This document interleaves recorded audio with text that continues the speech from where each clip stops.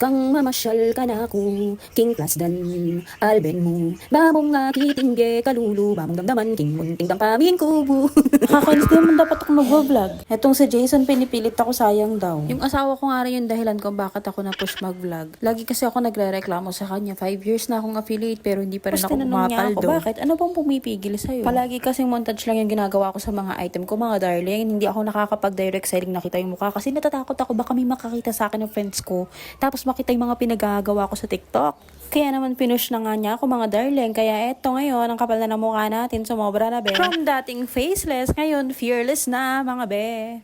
Sorry. Pag nagsimula na talaga ako mag-voice over, nakakalimutan ko na talaga na dapat ko talagang ikwento yung pinapakita ko sa video. Ayun na nga, since nandito tayo kay Nainang, pinilit na rin natin siyang lumabas kasi palagi na lang siyang nakakulong sa bahay. Tara, samahan niyo muna akong mamuraot dun sa pinsan kong may-ari ng Snack on Wheels, may small business dito sa may Malpitek sa may tabi ng O-Save. Oh well, sa mga nakakakilala sa akin, alam niyo namang business-minded ako, diba? So, hindi lang ako yung business-minded. Halos lahat ng mga kamag-anak ko dahil pinalaki din kami ng mga magulang namin na puro sila business. Fast forward, mga darling, nakarating na nga tayo dito sa pwesto ni Loy Loy dito sa may Malpetek, tabi ng O-Save Snack on Wheels. Ninatnan nga natin siyang sobrang busy dahil may mga pa-order siya online. As you can see, simple lang naman yung pwesto niya pero wag ka. Nagsaserve yan ng buldak, samji on a cup, spam and egg sandwich, kimchi fried rice, at marami pang Korean meals. Dahil first time nga tayong nadalaw, binigyan pa ako ng drinks. Blueberry milk and strawberry milk. May Mino dinosaur drinks din na 59 pesos lang. Comment kayo, mga darling, kung gusto nyo ng separate food review vlog.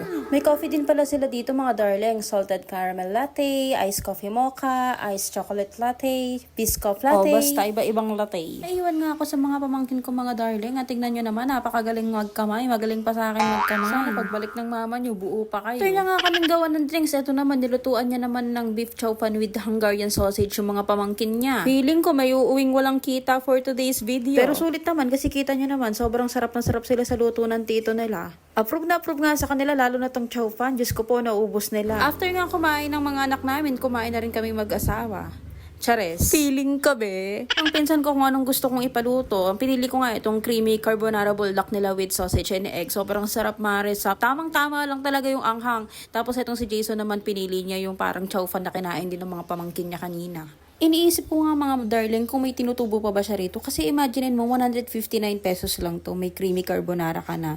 Tapos paano pa yung Hungarian sausage at saka yung egg. Tapos nilalagyan niya pa ng white sauce ba yun sa ibabaw. Puro kung meron man, konti lang.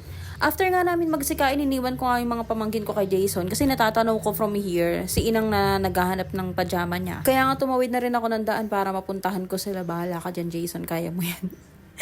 Pagdating ko nga, pinapakita nila sa akin yung mga pinamili nila na mga 300 lang na pajama, 3 for 100 yan, 35 pesos each, ganon. Simple lang naman kasi talaga yung makakapagpasaya sa amin, mga darling. Di naman kami mga social na tao. Kaya kung naghahanap ka ng mga mall shopping, ganon, doon ka sa far away. Joke lang. Inaway. Maya lumapit sa akin yung pinsan ko. Bilin ko daw to. Teka, ganyan ka, te? Na? Oo. Pwede naman. Cute. Magantay ka, Jason.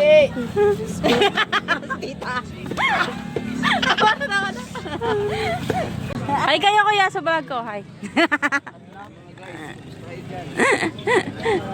Ganda. O, puntahan nyo tong store. Ito pangalan ng store nyo. Ano po? 25,000 followers. Nag-vlog nga siya. Nag-vlog nga ako. Ayan, Oo. mura lang. Anong lugar to? 25,000 Dude. followers. Ha? 25,000 followers. Oh. Ano? Mura lang yan. Sila kayo. Pogi pa yung mga nagbebenta, oh. Pogi, di ba? Pagkatapos ko makipaglokohan, Ben, ito, nag-take out na rin ako kasi bibigyan ko yung kapatid ko sa kalulot. Kinabukasan nga, mga darling, wala pang ligo-ligo. Ito, nagbantay naman ako ng tindahan itong kapatid ko. Sabi ko sa inyo, puro kami mga negosyante. Aling Kimbe, pabili akong yelo. From teammate, to QA, to team leader, to VA, to sari-sari store owner.